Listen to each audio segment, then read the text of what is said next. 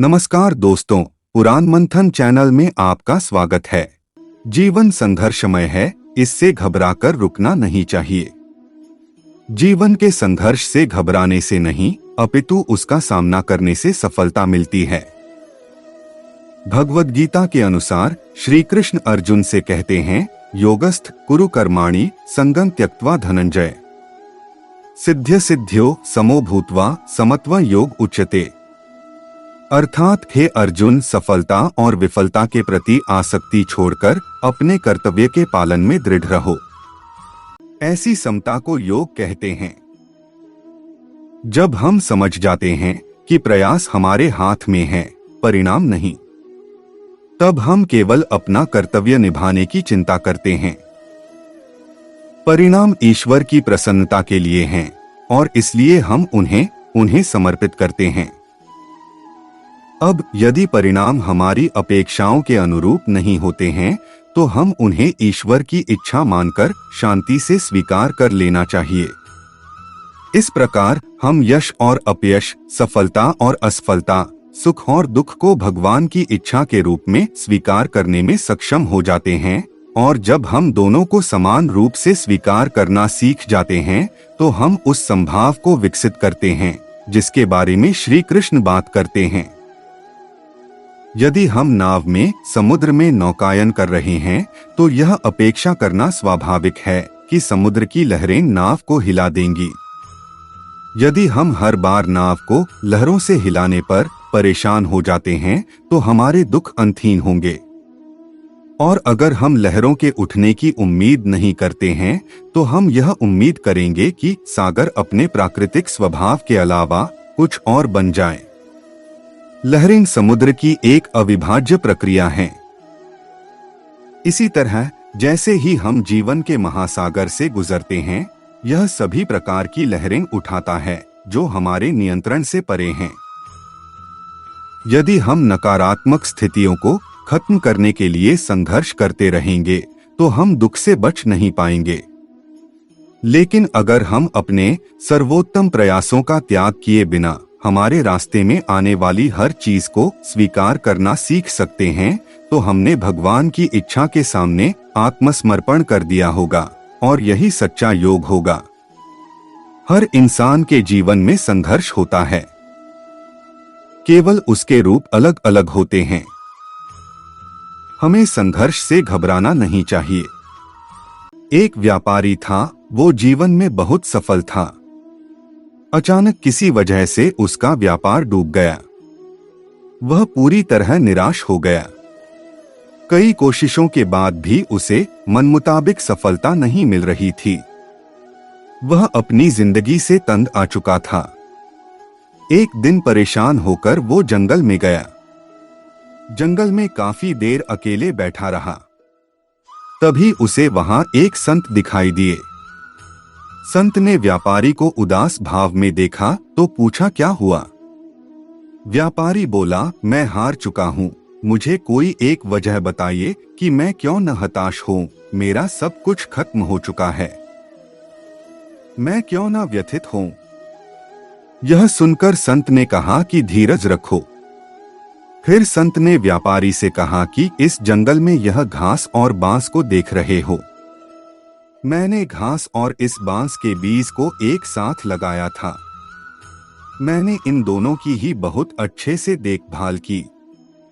इनको बराबर पानी दिया, बराबर देखभाल की। घास बहुत जल्दी बड़ी होने लगी और इसने धरती को हरा भरा कर दिया। लेकिन बांस का बीज बड़ा नहीं हुआ। फिर भी मैंने बांस के लिए अपनी हिम्मत नहीं हारी। दूसरे साल घास और घनी हो गई। उस पर झाड़ियां भी आने लगी, लेकिन बांस के बीज में कोई वृद्धि नहीं हुई। फिर भी मैंने बांस के बीज के लिए हिम्मत नहीं हारी। तीसरे साल भी बांस के बीज में कोई वृद्धि नहीं हुई, लेकिन मित्र मैंने फिर भी हिम्मत नहीं हारी।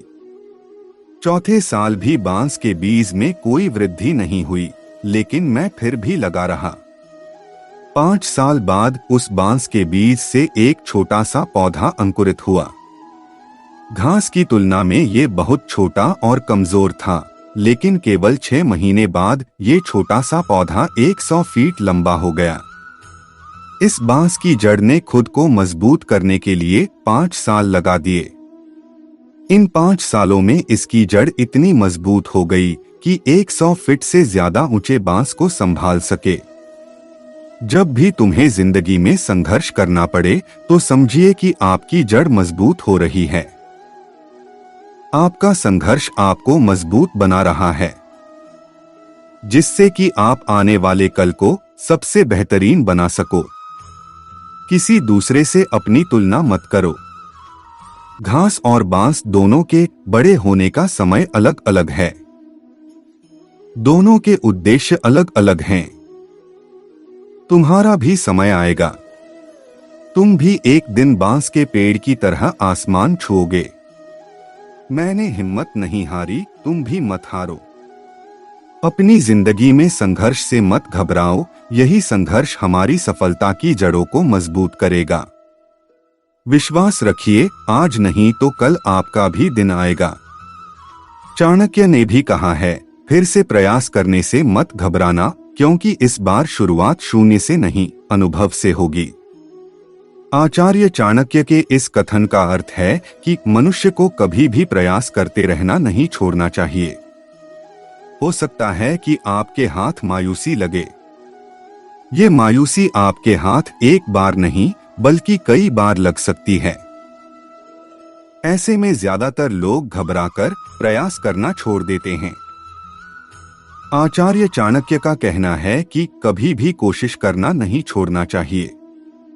ऐसा इसलिए क्योंकि हर बार जब आप शुरुआत करेंगे तो आपके पास हर हार से मिला अनुभव होगा, जिसकी वजह से आपकी शुरुआत शून्य से नहीं होगी। असल जिंदगी में बहुत कम ऐसा होता है कि आपने जो सोचा हो वो आसानी से मिल जाए। किसी भी चीज को पाने के लिए हर मनुष्य को मेहनत करनी पड़ती है, परंतु कई बार सामने वाले को देखकर आप टूट सकते हैं।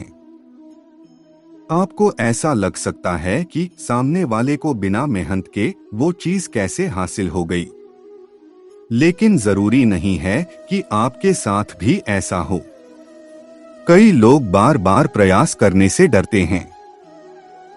अगर आप भी घबराकर प्रयास करना छोड़ देते हैं तो ऐसा मत करिए। अपने लक्ष्य को पाने के लिए लगातार कोशिश करते रहिए। हर बार मिली हार से आपको जो अनुभव मिलेगा वो आपके बहुत काम आएगा। इसी अनुभव के आधार पर आपको जीत जरूर मिलेगी।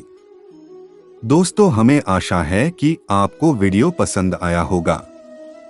ऐसी ही कथाएं सुनने के लिए चैनल को सब्सक्राइब करें, वीडियो को लाइक और शेयर करें। धन्यवाद। जय श्री कृष्ण।